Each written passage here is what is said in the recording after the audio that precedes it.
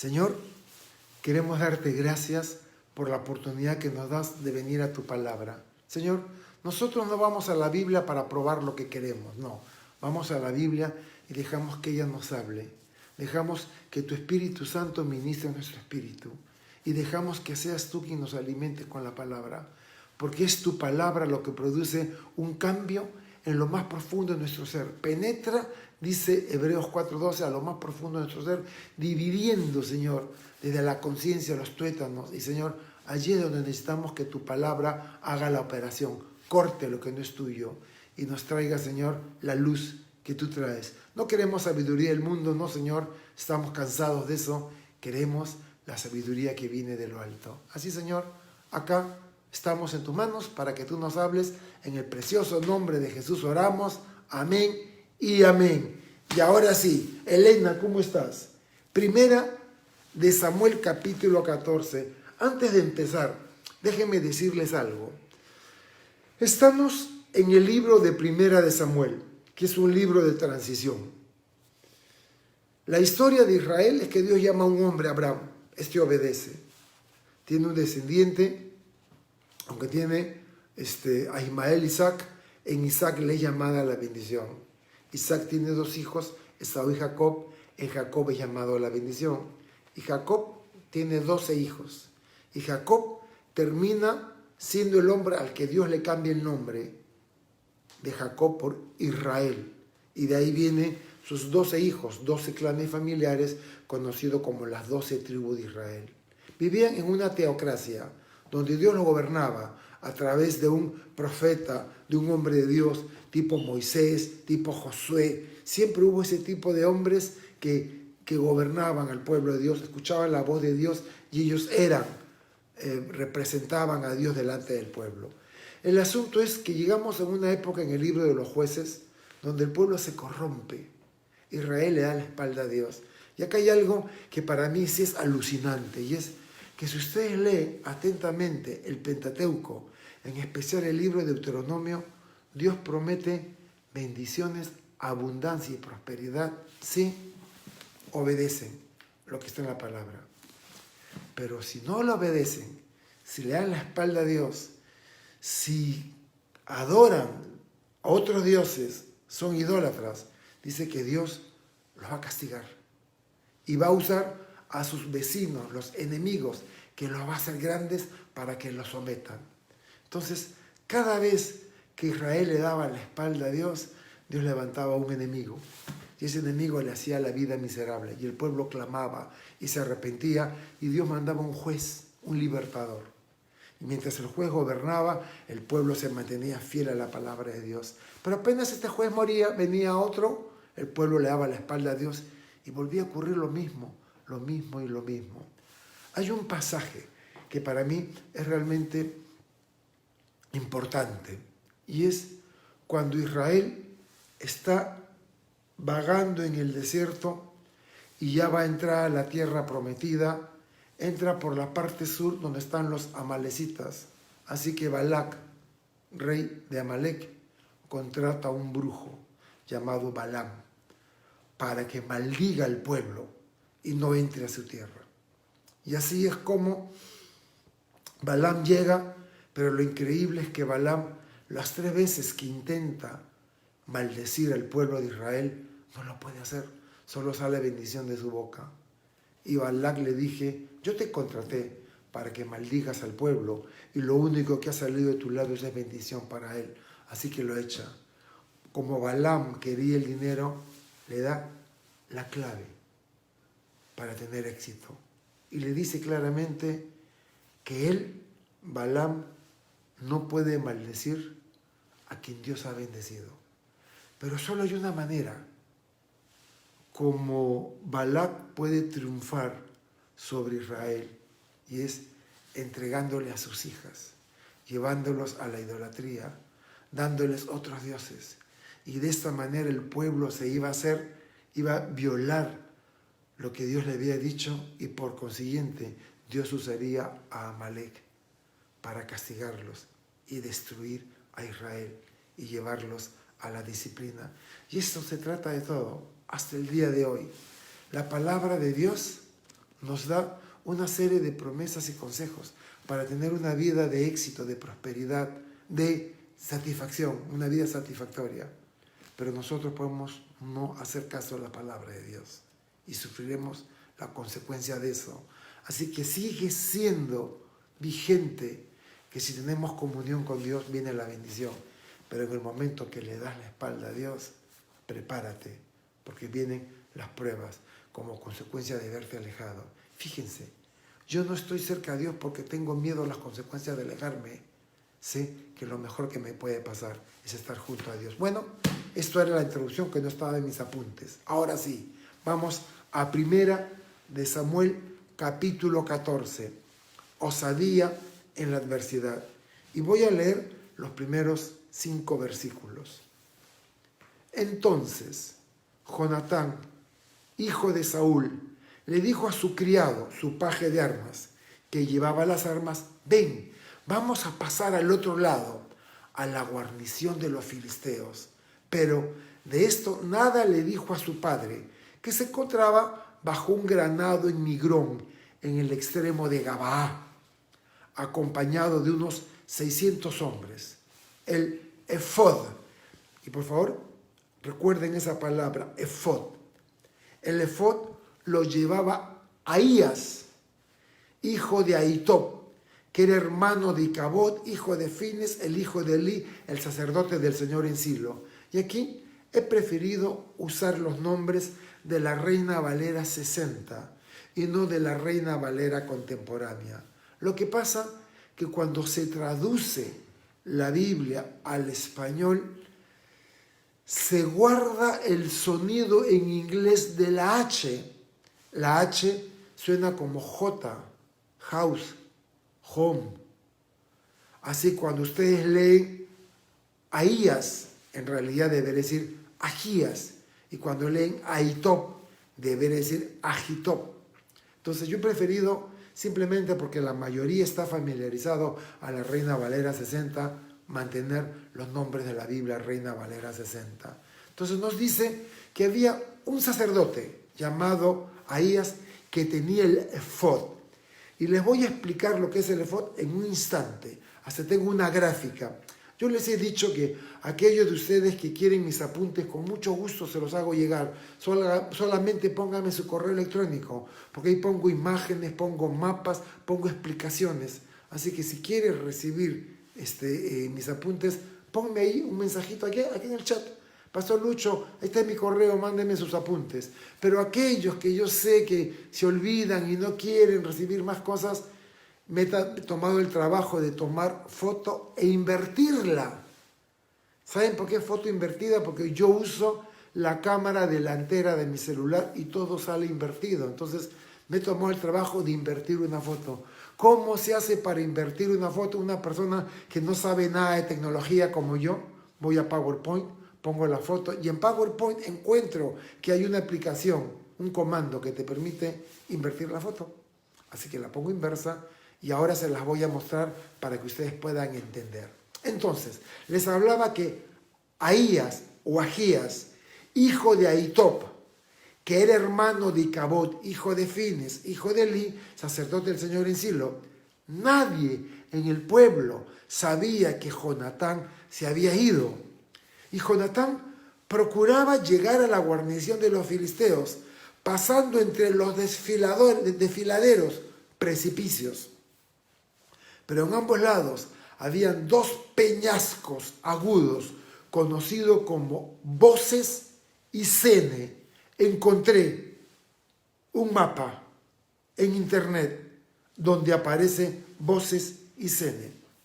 Y uno de ellos estaba situado al norte hacia Micmas, lugar donde los filisteos habían hecho su campamento. Y desde Micmas, que era en el corazón de Israel, salían bandas armadas de Micmas en 3 direcciones, al norte, al este y al oeste, para hostigar a los judíos. Había tanto temor que los judíos se escondían. Voy a mostrarles una gráfica de eso también. Entonces, estaba diciendo que uno de ellos estaba situado al norte hacia Micmas y el otro al sur hacia Gabaa. Gabaa era la ciudad de origen de Saúl. de su padre Cis. Ok. Están frente a frente. Un profundo, estrecho valle separa a Jonatán de la guarnición filistea que ha tomado una delantera y está más cerca de Micmas. Se encuentra más pegado al lado de uno de estos picos. Está más pegado a Boses, mientras que Jonatán está en el otro pico que es Sene. Entonces, Jonatán no puede esperar más la inactividad. No entiende por qué su padre, si cree en el Dios de Israel, no se aventura a atacar a los filisteos. Así que no puede esperar tanta inactividad y toma la iniciativa. Su paje lo secunda y decide acercarse y hacer una inspección a la guarnición filistea. Escuchen, el campamento se encontraba en Micmas, pero más hacia el sur, mirando a Gaba, en uno de estos picos se encontraba una pequeña guarnición, como decir, una estación de vigilantes, para ver cómo se movía el ejército del rey Saúl, ¿no? Ahora, nadie en el campamento de Israel estaba enterado de lo que Jonatán iba a hacer. Se describe a Saúl descansando cómodamente. Está esperando, es más, se dice que está debajo de un árbol, ahí a la sombra del árbol. Está esperando con 600 hombres que lo acompañan. Ahora, se habla del efod, que el sacerdote Ahías tenía el efod. Y no quiero perderlos, quiero ilustrarlos, por eso quiero que me sigan. El efod era una especie de mandil. Ahora que yo soy el que preparo la ensalada de fruta, las ensaladas de vegetales y que ayudo a Nori en la cocina, ella me ha regalado mi efod, me ha regalado un mandil en el que dice que soy el mejor abuelo del mundo. Bueno, me lo dice Nori, para mí eso es suficiente. Pero esto era el efod, era un mandil. Iba sobre la túnica y sobre el manto sacerdotal. Y en el efod se abotonaba el pectoral, que tenía 12 piedras preciosas y representaban a las 12 tribus de Israel. Y tenía en la parte de arriba un bolsillo, una abertura, donde se hallaban 2 instrumentos completamente interesantes. Se llamaban el Urim y el Tumim. No hay descripción en la Biblia cómo era que el Urim y el Tumim se usaban para descifrar o responder algunas preguntas. Pero sí quiero mostrarles la siguiente lámina para aquellos de ustedes que no tienen mis apuntes. Tengo la lámina para ustedes. Acá la tengo y se las voy a mostrar. A ver. Acá está. Yo me voy a poner a un costadito. Está la invertida, así que ustedes la van... Ese es Norillo. No, este es. Ahora sí. Quiero que observen. Acá se ve mejor. Aquí lo veo mejor. Sí. Arriba están los botones. El Urim y el Tumim están en el bolsillo, en la parte de arriba del pectoral. Hay un cinturón que tiene la misma tela del pectoral, casi no se distingue. El efod es el mandil coloreado. En la mano lleva el incensario, el manto es de color azul y la túnica es blanca. ¿Ok? Este es el efod sacerdotal. En el efod se abrochaba el pectoral, y el pectoral, que tenía un bolsillo en la parte superior del bolsillo, ahí habían 2 instrumentos llamados el Urim y el Tumim. Ahora sí, síganme por favor, que esto se pone interesante. Entonces, vemos lo que era el efod. El Urim y el Tumim se usaban para inquirir de Dios. Señor, debemos de atacar a los filisteos, llamen al sacerdote que traiga el Urim y el Tumim. Y el sacerdote consultaba el Urim y el Tumim y decía, Dios dice que vayan, Dios dice que no vayan. Ahora, uno de los pasajes del Talmud, porque no lo dice la Biblia, son comentarios de los comentaristas hebreos de las antiguas escrituras, dicen que probablemente el Urim y el Tumim eran dos piedras planas, una blanca y la otra negra, que iban en el bolsillo del pectoral. Entonces, cuando preguntaban algo al sacerdote, y si la respuesta era sí o no, él metía la mano después de orar a Dios y pedirle que Dios hablara. Si salía la piedra negra, la respuesta es no, no vayan. Pero si salía la piedra blanca, la respuesta era sí vayan. Pero ahora dicen que había veces que Dios no respondía, así que eso no lo sé. Metía la mano y no encontraba las piedras, no tenemos claro cómo eso que ocurría. Pero el Urim y el Tumim se usaban para inquirir de Dios. Samuel, ¿se acuerdan de Samuel? Samuel ha ungido a Saúl como rey. Fue criado por el sacerdote Elí. Y ahora se nos hace la descendencia de Elí hasta el actual sacerdote que acompaña a Saúl, que se llama Ahías. Y voy a mostrarles otra foto que también la he invertido para ustedes. Y acá está la foto, y quiero que la vean. Ya está. Ok. Elí está en la parte alta. Línea de descendencia del sumo sacerdote. Elí tuvo un hijo Finés. ¿Se acuerda de Omri y Fines? Los dos hijos que tenía Elí, que eran malos y corruptos, mueren. Y el mismo día que muere Fines en la batalla con los filisteos, su esposa muere dando a luz a Icabod. Ahí aparece Icabod. Icabod aparece porque se menciona de él en la Biblia. Pero Ahitob era el hermano mayor. Normalmente en esa época en Israel tenían 8, 9, 10 hijos. Así que probablemente Ahitob era el mayor, Icabod el segundo, y allí es cuando muere la esposa de Fines. Pero Ahitob tuvo un hijo que se llamaba Ahías. Y aquí estamos, Ahías, fíjense. Si Elí era el papá, el hijo era Fines, el nieto era Ahitob, así que Ahías era el bisnieto.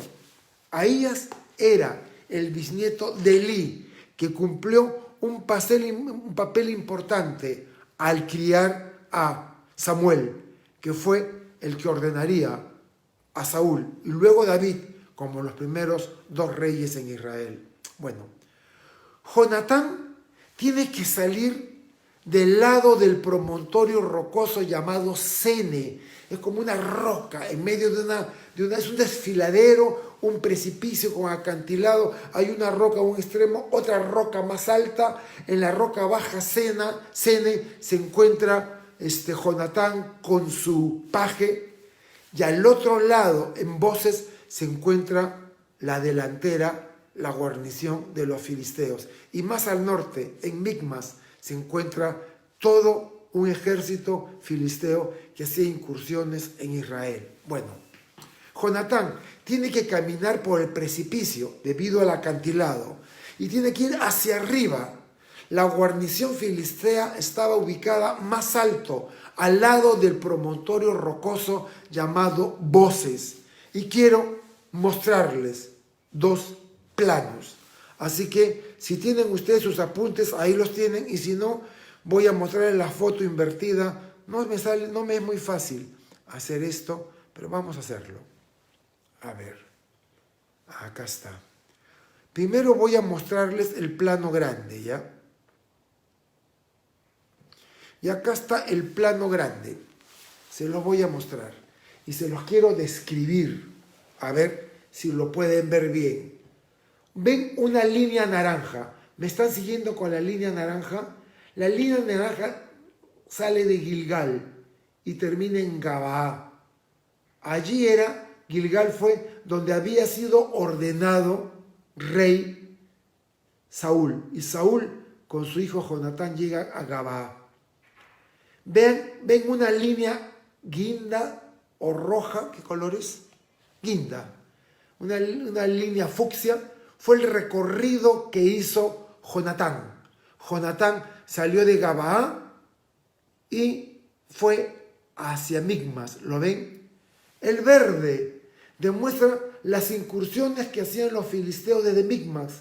Una parte iba a Ofra, otra iba a Gilgal y otra parte iba a Jalón, que ya vamos a verlo. Y quiero poner la siguiente gráfica, que estoy haciendo un acercamiento. Estoy haciendo un acercamiento y quiero que lo vean bien. Ya está. Ahora sí. ¿Lo llegan a ver? ¿Cómo lo ven mejor? Así, no, ahí, así, así. Ya está. Ahí lo ven. Quiero que vean, ahí aparecen Sene y voces. En Sene estaba Jonatán junto con su paje. Ellos dos, un acantilado. Y en voces se encontraban los filisteos.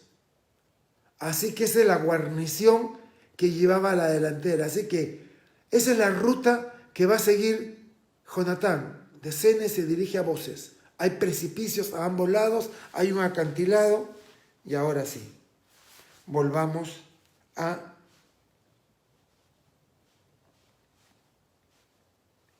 mi mapa, a mis apuntes.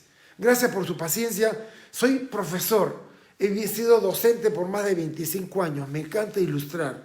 Como profesor me he dado cuenta que si mis alumnos tenían toda la información y si era visual, lo iban a recordar. Y es importante recordar esto. Les he explicado que hay un desfiladero, un acantilado. Les he explicado que Sene está más abajo, mientras que Voces está en altura. En Voces está la guarnición filistea y de ahí ellos dominan toda la escena. Pueden ver abajo a Gabaa, pueden ver qué están haciendo Israel, pero el promontorio de Sene está muy cercano, así que prácticamente sale gateando con su paje para subir al encuentro de la guarnición. Quiere saber cuál es el estado de la situación. Ahora, es interesante que sepan algo. Atrás del promontorio rocoso de Sene, es decir, en el plano, en el mapa, en la parte de abajo, existía un denso bosque que se extiende varios kilómetros hacia el noroeste. Y esta información es importante para entender lo que ocurrirá después. Si no supiéramos de este bosque inmediatamente después del promontorio de Sene, no entenderíamos lo que está pasando. Pero quiero que ustedes entiendan los versículos del 6 al 14. Es un pasaje largo, así que me gustaría que abran sus Biblias, me sigan, o si tienen sus apuntes, que lo lean en sus apuntes junto conmigo. Jonatán le dijo a su escudero: ven, vamos a pasar a la guarnición de estos incircuncisos, y espero que el Señor nos ayude. Para él no es difícil vencer al enemigo con muchos hombres o con pocos. Me encanta. Para Dios no es difícil vencer al enemigo con pocos hombres o con muchos hombres. Y esta frase es para mí el día de hoy. El enemigo, la pandemia, las dificultades no me van a doblegar. ¿Saben por qué?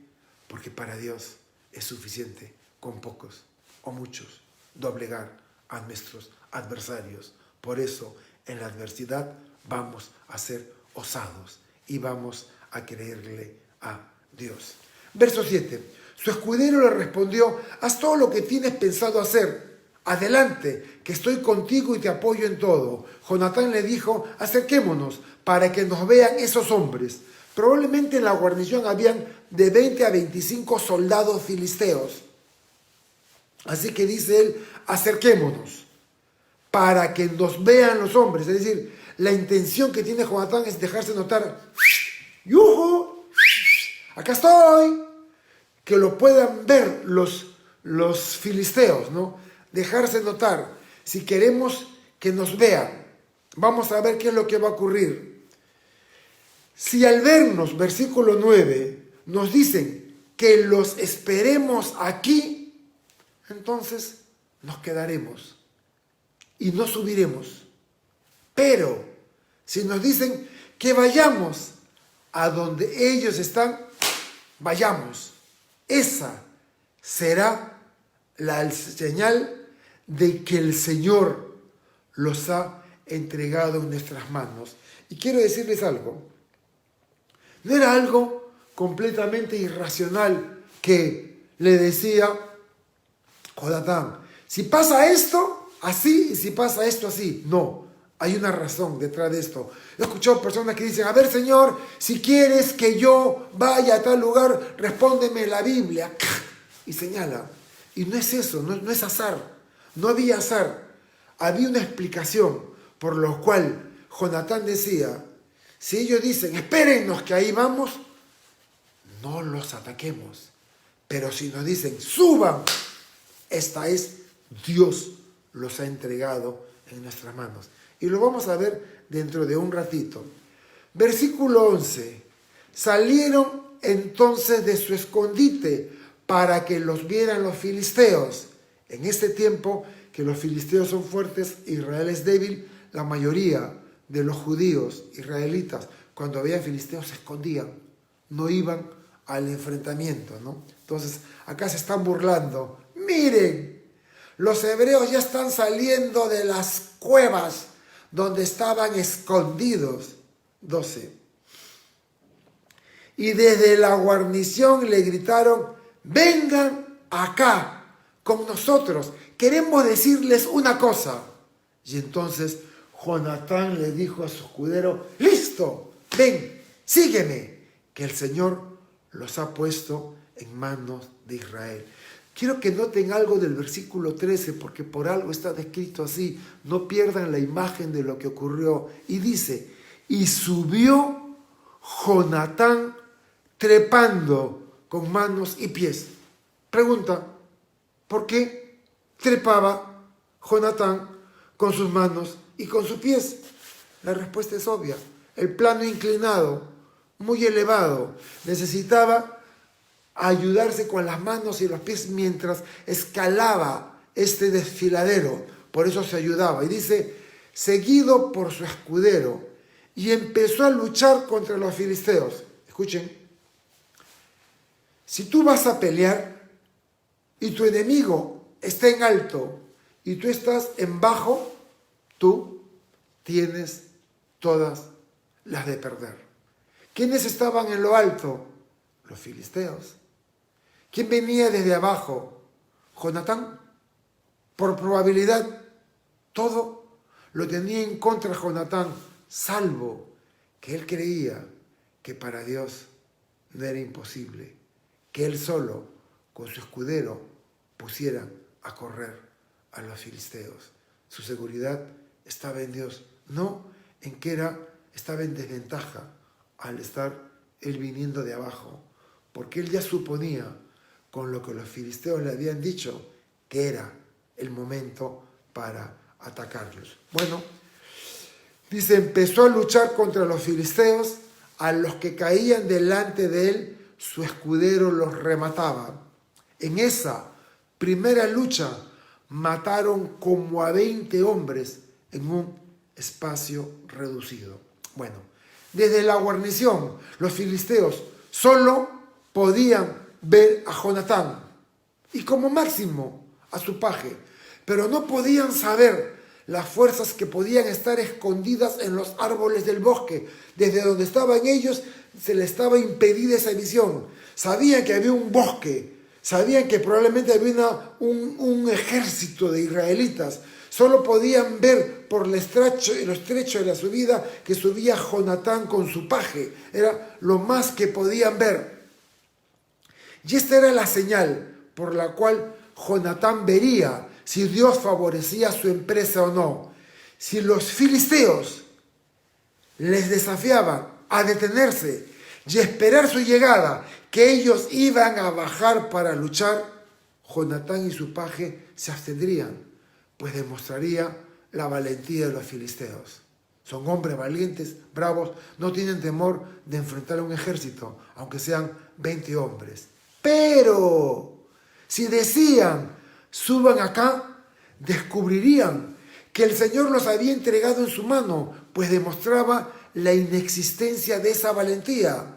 Jonatán se mostró y la aparición era sorprendente e inesperada. Los filisteos no podían creer que solo 2 hombres osaran desafiar a un campamento entero. Y los filisteos no deseaban luchar contra un enemigo desconocido. Los filisteos se asustaron, no eran valientes, eran gallinas. Así que lo que hicieron es lo que hace toda persona perdida.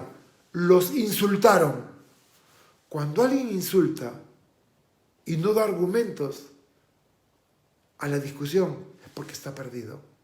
Así que ya sabes, cuando tú estés discutiendo con alguien y te empiecen a insultar o a amenazar, es que no tiene argumentos. Ahora voy a hacer esto. Ahora hago lo otro. Me mato o no sé qué. Es una manera de manipulación, porque no tiene cómo enfrentar los argumentos. Así que lo que demostraba era la cobardía. Se están burlando. Los hebreos ya están saliendo de las cuevas donde estaban escondidos. Y esta era la señal acordada. Así que escogieron Jonatán y su paje la subida más empinada, por donde menos serían esperados. Jonatán y su paje treparon por la cornisa del peñón con manos y pies. Y en la cumbre el espacio era tan estrecho que solo había lugar para una persona. Y al llegar a la cumbre, Jonatán derribaba al primer contrincante y su paje que seguía lo remataba. No había suficiente espacio para que 2 filisteos vinieran contra Jonatán. No, tenían que hacer fila, de uno en uno. Así fue como cayeron 20 filisteos. Ahora, escúchame lo que te voy a decir. Hay ocasiones en las que la aparente decisión espiritual de seguir buscando una confirmación de Dios no es más que una excusa para dilatar la decisión. Jonatán pudo haberse quedado a esperar que su padre recibiera de Dios el mandato e ir, pero no. Muchas ocasiones hay gente que aparentan espiritualidad para no tomar decisiones, es decir, estoy esperando la respuesta de Dios, una excusa para dilatar una toma de decisión. La fe de Jonatán, que lo llevaba a actuar, tiene mucho que enseñarnos al respecto. La confirmación de Dios no va a venir por trompetas o por ángeles, va a venir por el sentido común. Y Dios te va a hablar a través de su palabra, a través de una enseñanza, de una prédica, a través de un devocional o cuando compartes con un hermano creyente. No esperes confirmaciones y no uses la excusa, no tengo la confirmación de Dios, porque con eso solamente demuestras tu incapacidad para creer, tomar decisiones y tener fe. Muy bien, seguimos a los siguientes versículos, otro pasaje largo, vamos a leerlo. Primera de Samuel 14, versículos del 15 al 23. Entonces el pánico se apoderó de todo el campamento, en el campo y en toda la guarnición. Parece que un soldado salió corriendo del puesto de guarnición y llegó al campamento. Y cuando lo supieron los espías, se llamaban los espías que estaban ahí en Micmas, que era una manera de decir que los filisteos estaban invadiendo un lugar que no era de ellos, también se llenaron de miedo y el pánico aumentó porque hubo un temblor de tierra, hubo un movimiento telúrico, hubo un temblor, un terremoto en ese momento, así que esto acrecentó el pánico. Y desde Gabaá de Benjamín, los centinelas de Saúl vieron cómo la multitud de filisteos corría desconcertada de un lado para otro en completo desorden.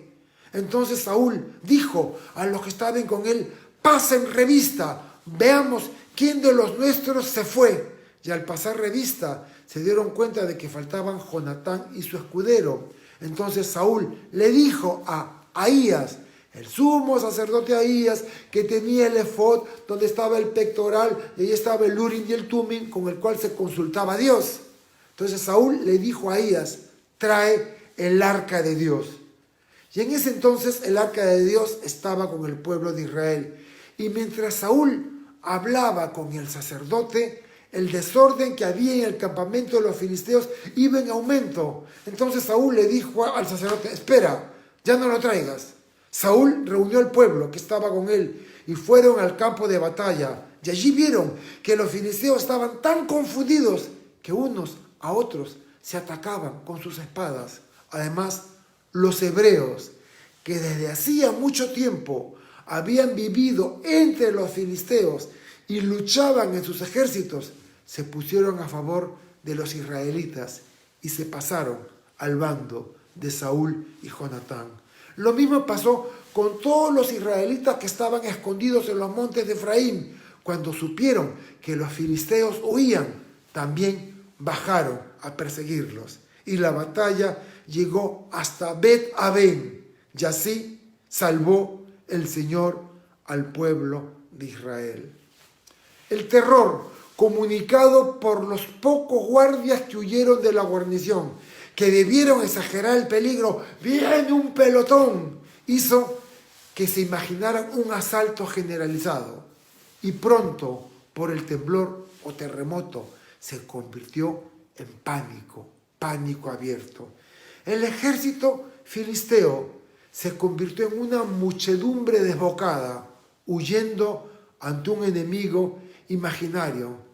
Y en la confusión, la espada de cada uno se volvía contra su compañero.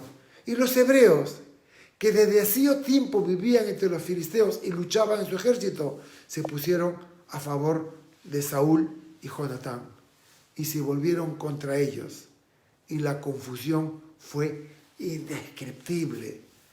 Desde el puesto de avanzada, los centinelas que estaban en Gabaa le dijeron a Saúl, algo pasa. Describieron la confusión del campamento filisteo y cuando Saúl reunió su pequeño ejército, vio que faltaba Jonatán y su paje. Fíjense que Saúl esperó. Al ver la confusión, debió de haber saltado, ¿no? Pasen revista, cuenten a las 600 personas, digan quién falta. Saúl está dilatando la toma de decisión. Solo había una explicación. El rey conocía el espíritu y el valor de su hijo, y esto lo había hecho Jonatán. Ya le había dicho a su paje, ¿se acuerdan lo que le dijo a su paje? Para el Señor no es difícil vencer al enemigo con muchos hombres o con pocos. ¿Qué debía hacer? Se le ocurrió pedir consejo al Señor a través del Urim y el Tumim. Pero mientras se realizaban los preparativos, notó el pánico creciente y la desbandada de los filisteos y Saúl y sus hombres. Al acudir a la batalla, descubrieron que los filisteos se estaban matando entre ellos. Y a medida que el shofar, la trompeta, hacía eco por los montes de Efraín, los hombres salían de sus escondites, de sus escondrijos y se unían a la persecución. Quiero leerles Oseas 1:7. Tendré misericordia de la casa de Judá, lo salvaré, pero no lo haré por medio de arcos, ni espadas, ni combates con caballos y jinetes, sino por medio del Señor su Dios. Así que Dios dice que va a pelear con nosotros, que Él tendrá misericordia y nos salvará, y el que luchará a nuestro lado es el Señor. Fíjense la última frase del versículo 23, que dice, al decir que el Señor libró a Israel aquel día, se reconoce su poder. Los artífices de la victoria en realidad no había sido Saúl ni Jonatán. La valentía de Jonatán permitió, con la ayuda de Dios, derrotar a los filisteos en esta ocasión. Pero el mayor daño se lo hicieron entre ellos. Es decir, Saúl cuando llegó con sus hombres solo vieron el espectáculo que esto es lo que había ocurrido. Versículos del 24 al 30. Y ese día los israelitas se vieron en aprietos, tenían mucha hambre, porque Saúl había hecho jurar al pueblo que no comerían en todo el día hasta que se hubieran vengado de sus enemigos. Cualquiera que desobedeciera quedaría bajo maldición. Y en cierto momento el ejército israelita llegó a un bosque. ¿Se acuerdan del bosque? ¿Cuál es el bosque? El bosque que está detrás del peñón de Sene. El ejército de Israel sale de Gabaa, pasa por el bosque. Cuando pasan por el bosque, vieron que había tanta miel que parecía brotar del suelo. Y al entrar en él, vieron cómo la miel se escurría de los árboles. Pero nadie extendió la mano para probar la miel por temor a la maldición. Y como Jonatán no había oído a su padre poner bajo juramento al pueblo, alargó la punta de una vara que traía en la mano, la remojó en un panal de miel y se la llevó a la boca, con lo que recobró el ánimo. Un poco de azúcar, un poco de carbohidratos le permitió tener energía para seguir luchando. Pero uno de los soldados le dijo: ¡Ah! ¡Cuidado! Tu padre nos hizo jurar solemnemente cuando dijo: maldito sea todo el que hoy tome alimento. Por eso el pueblo desfallece de hambre. Pero Jonatán le respondió: ¿qué? Mi padre ha causado un gran daño al pueblo. Se equivocó. Mírenme, solo probé un poco de miel y ya me reanimé. ¿Qué habría pasado si el pueblo hubiera tenido la libertad de comer del botín arrebatado al enemigo? El estrago entre los filisteos hubiera sido mayor. Fíjense que a esta altura la batalla solo consiste en perseguir al enemigo en fuga.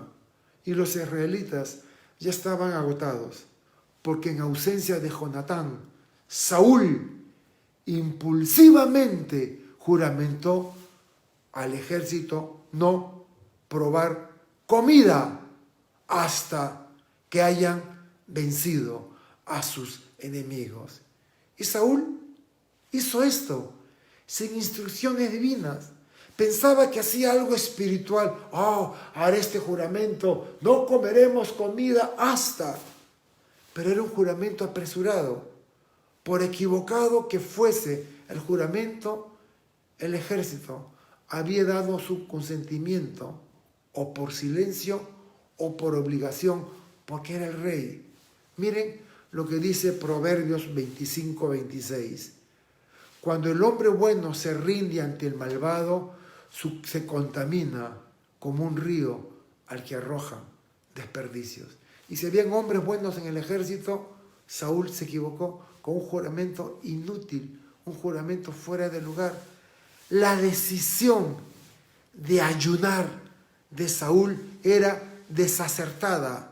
El ayuno es una forma de mostrar entrega y compromiso a Dios. Muestro mi compromiso, mi entrega a Dios, estoy buscando el rostro de Dios, por eso ayuno. Saúl pensó que Dios lo vería y lo recompensaría por el acto mágico religioso o supersticioso. Si yo hago esto, Dios me debes, así que tienes que ayudarme en la batalla. Ayunar es apropiado cuando se precisa la reflexión, pero no para librar una batalla y asegurar así la ayuda de Dios. Y aunque desfallecían, nadie quebrantó el ayuno durante aquel día agotador. En su persecución del enemigo llegaron hasta las llanuras de Ajalón o Ajalón. En los bosques hay abundancia de miel. Jonatán toma un bocado, es advertido del juramento de Saúl. Jonatán lo reprueba. Jonatán no era responsable moralmente de esta ofensa. El que él haya comido miel no sabía del juramento de Saúl. La falta de capacidad de Saúl para conocer la voluntad de Dios. Escuchen, la falta de la capacidad de Saúl para conocer la voluntad de Dios y obrar en consecuencia a esta, saca a relucir que Saúl realmente no tenía comunión con Dios, sino una mera religión de ritualismos. Y hoy día hay cientos, miles de cristianos que son religiosos, que cumplen con Dios, con sus ritos, cumplen a Dios con los mandatos, pero no hay comunión. Hay una diferencia entre cumplir rituales y ver a Dios cara a cara y conversar con Él. Y es Jonatán y no Saúl quien mejor había entendido a Dios. Él entendió que Dios lo estaba liderando a atacar el campamento y poner en huida a los filisteos. Así que Jonatán conoce mejor a Dios que Saúl. Y no cabe duda, los dotes de líder que tenía Saúl, todos obedecían sin chistar. Sí, señor, sí, señor. Tenía un gran poder persuasivo humano, pero es una lástima su incapacidad de conocer la voluntad de Dios. Y ahora quiero hacerte una pregunta.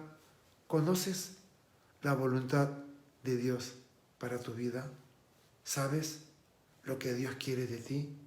Cuando tienes que tomar una decisión, luchas pidiendo una confirmación. Oh Señor, confirma, confirma, confirma.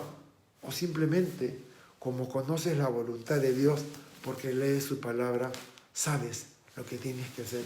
Y tenemos que apurarnos. Me quedan 10 minutos y estoy en el versículo 31. Ese día los filisteos fueron heridos de muerte desde Micmas hasta Jalón.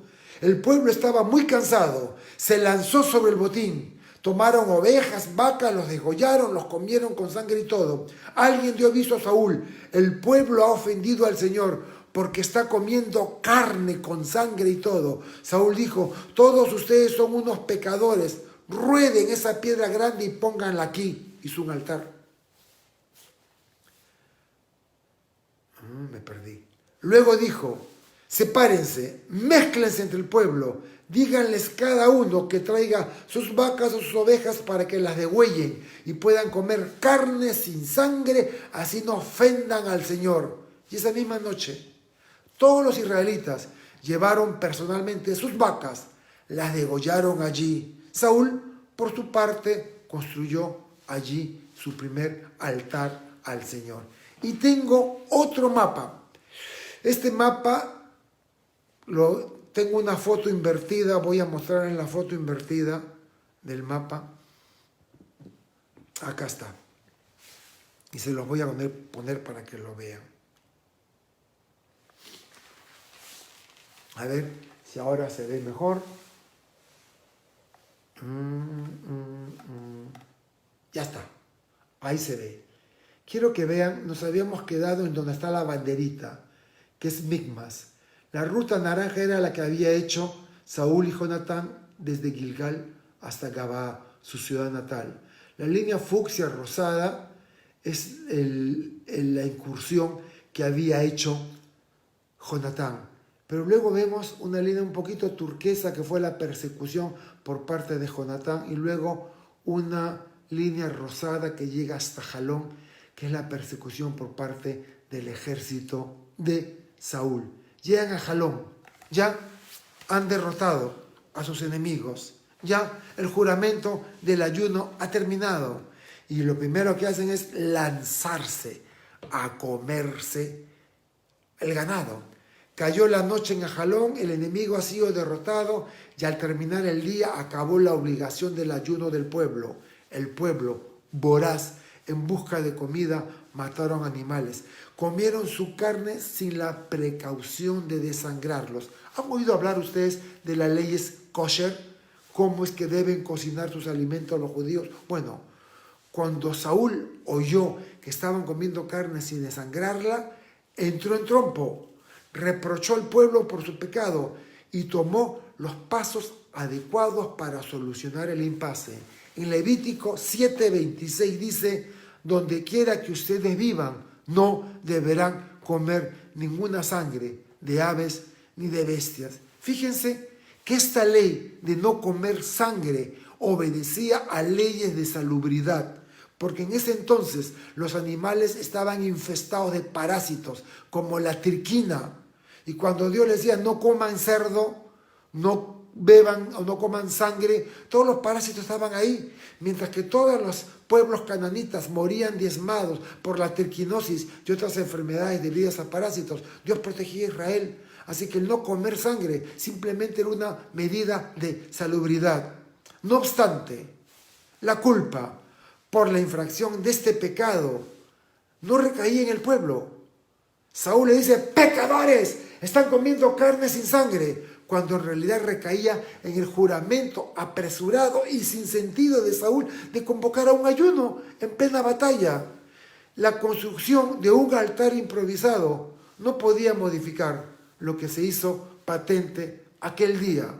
Tristemente, Saúl le encantaba la religión, era sumamente religioso y toma los pasos para corregir el problema religioso, pero su comunión con Dios dejaba mucho que desear.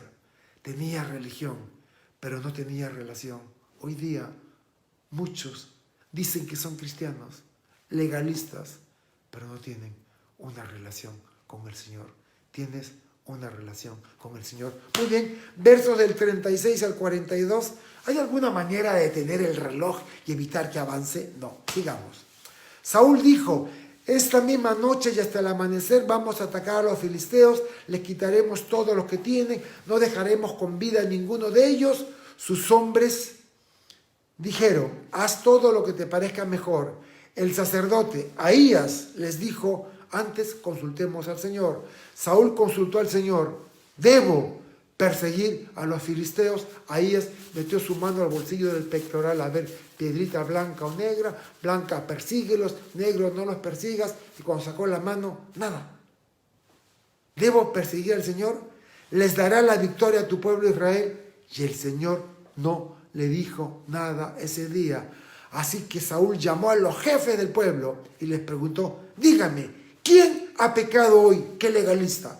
¿Quién ha pecado hoy? ¿Quién ha pecado hoy? Por eso Dios no me responde. ¿Quién ha pecado hoy? ¿Y cuál ha sido su maldad? Porque juro por el Señor, el Salvador de su pueblo Israel, que el culpable morirá, aun si el culpable es mi propio hijo, Jonatán. Como todo su ejército permaneció callado, ya sabían que Jonatán había comido la miel, que Jonatán había hecho lo que había prohibido Saúl. Saúl ordenó, ustedes quédense de un lado, mi hijo Jonatán y yo nos pondremos del otro. Y ellos respondieron, haz lo que te parezca mejor. Entonces Saúl dijo al Señor, concédenos un sorteo perfecto. Y como la suerte cayó sobre Jonatán y Saúl, el pueblo quedó libre. Saúl dijo, ahora echen suerte entre mi hijo Jonatán y yo. La suerte cayó sobre Jonatán. La sugerencia de seguir a los filisteos fue aceptada por el pueblo, que ya había comido y estaba deseoso de seguir luchando. El sacerdote aconsejó consultar antes a Dios. No hubo respuesta por medio del Turim y el Lumim. No sabemos cuál fue la causa. Saúl lo pondría a prueba para descubrir al culpable y juraba que debía pagar con su muerte, incluso si era Jonatán. El pueblo cayó. Saúl entiende que la falta de respuesta de Dios es a causa del pecado. Dios no oye al pecador. Y vuestros pecados han hecho que Dios oculte su rostro para no oírlos. Se echan suertes. Esta decidiría el destino del culpable. Todo el pueblo de un lado, Saúl y Jonatán del otro. La suerte cayó sobre Saúl y su hijo, y la segunda vez queda descubierta la ofensa de Jonatán al comer miel. Echar suertes era una costumbre pagana. Véanlo en Jonás 1:7, cuando hay una tormenta y los marineros echan las suertes para ver por culpa de quién había la tormenta y se iban a ahogar y el barco iba a zozobrar. Los marineros decían cada uno de sus compañeros: vengan, echemos suertes para saber por culpa de quién nos ha sobrevenido este mal. Y echaron suertes y la suerte cayó sobre Jonás. Proverbios 16:33, en la versión Dios habla hoy. El hombre echa las suertes, pero el Señor es quien lo decide todo. ¿Debemos jugar a la lotería? ¿Debemos jugar a la maquinita? ¿Debemos echar suertes? ¿Debemos de...? No, el creyente no busca juegos de azar. La provisión viene de parte de Dios. Acá cuando habla de echar suertes, habla de tomar una decisión por alguien, como cuando hubo que escoger quién sería el sustituto de Judas Iscariote. No sabían quién. Así que agarraron dos palitos, uno grande y uno corto, lo pusieron juntos, hicieron, escojan. Simplemente era una manera de tomar una decisión por una o por otra parte. Así fue como escogieron por suertes al que sería el sucesor. Versículos del 43 al 46. Saúl le preguntó: confiésame, ¿qué es lo que has hecho? Jonatán le dijo: es verdad que comí un poco de miel, la cual tomé con la punta de la vara que traía en la mano, por eso tengo que morir. Y Saúl respondió: que Dios me añada mayor castigo si no cumplo mi promesa. Hijo mío, tienes que morir. Vean lo ridículo de la religiosidad de Saúl. He jurado a Dios, he prometido, tengo que cumplir mi promesa, te voy a matar. Eso es religiosidad. Fue el pueblo, dice. Entonces el pueblo le dijo a Saúl: tiene que morir tu hijo Jonatán, cuando ha sido él quien nos salvó al pueblo de Israel. De ninguna manera. Juramos por el Señor que ni uno solo de sus cabellos caerá a tierra. El pueblo decide proteger a Jonatán. Lo que él hizo hoy, lo hizo de acuerdo con el plan de Dios. ¿Quién estaba siguiendo el plan de Dios? Jonatán. ¿Quién no había escuchado y no estaba siguiendo el plan de Dios y haciendo juramentos tontos, disculpen la palabra, estúpidos, como ofrecer a una persona a la muerte? Saúl. Así, de esta manera el pueblo impidió la muerte de Jonatán y Saúl dejó de perseguir a los filisteos y estos se fueron a sus tierras. Así que Jonatán confiesa haber comido la miel, lo había hecho en ignorancia. Saúl persistió que su juramento debía ser cumplido, pero esta vez el pueblo se interpuso. Salvó la vida de Jonatán, aquel a quien Dios había usado y había salvado a Israel, no debía morir. La persecución a los filisteos fue abandonada y la campaña terminó abruptamente. La decadencia de Saúl tomaba forma por la desobediencia a Dios, por propia voluntad y su falta de confianza en el Señor. ¿Quién debió haber atacado la guarnición? Saúl con sus hombres. ¿Quién lo hizo? Jonatán. ¿Quién hizo un juramento tonto? Saúl. ¿Quién hizo lo correcto? Jonatán. ¿No? Así que vemos que Saúl se va alejando del Señor. Y ahora, de aquí quiero sacar una enseñanza, ya estamos por acabar. Queda claro que no se puede forzar a Dios a actuar de cierta manera porque a alguien se le haya ocurrido hacer promesas insensatas o lanzar maldiciones inapropiadas. Alguien me mandó a través del WhatsApp una profetisa que mandaba maldiciones a aquellos que, ridículo, profetiza, maldiciones. Lo único que yo creo es lo que la Biblia enseña, que ninguna maldición me llegará, porque soy un hijo de Dios. David entendería esto al ser el mismo objeto de maldición y demostró no tener miedo, reconociendo que Dios actúa de acuerdo a su voluntad y no a la manera quien lanza la maldición.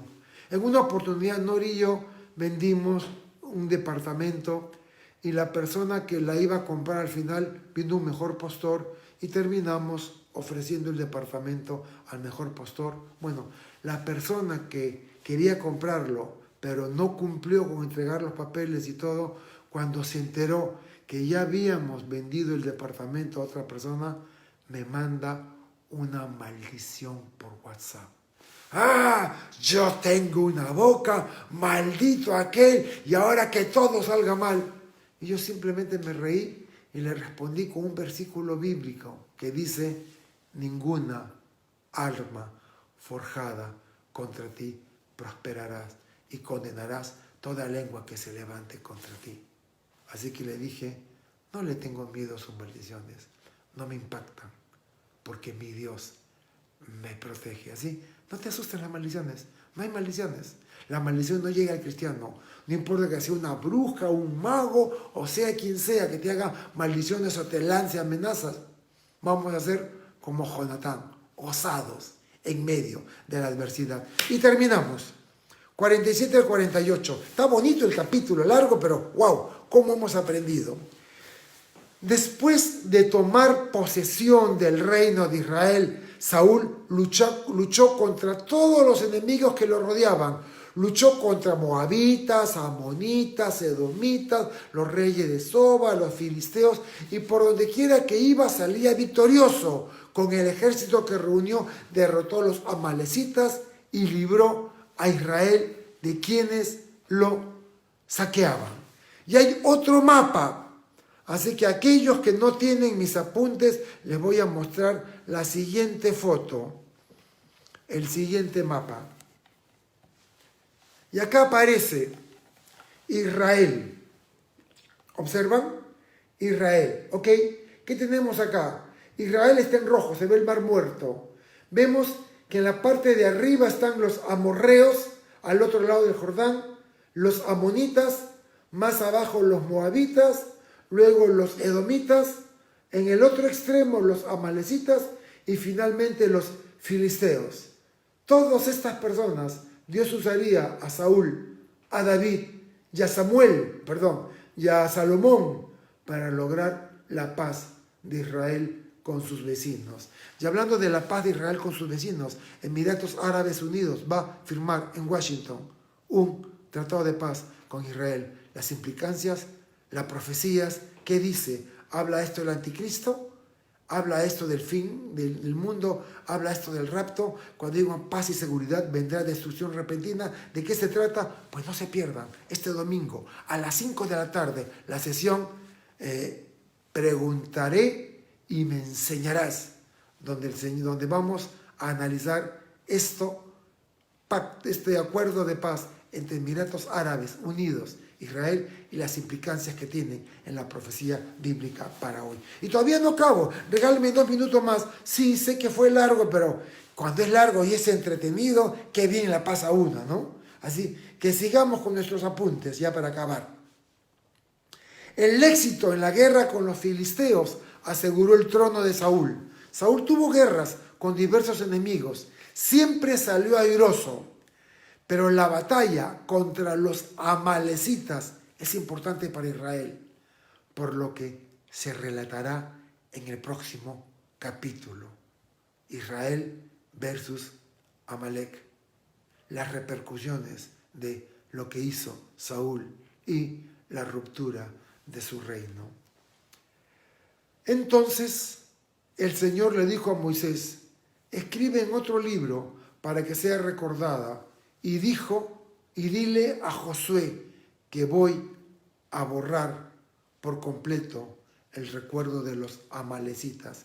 Si ustedes agarran un mapa de la Biblia, sus Biblias que tienen mapas, van a ver a Moab, a Amón, a todos, pero no van a ver a Amalek, porque algo pasó con Amalek. Dios dijo que los borraría. Y cerramos, versículos del 49 al 52, vaya. Saúl tuvo 5 hijos.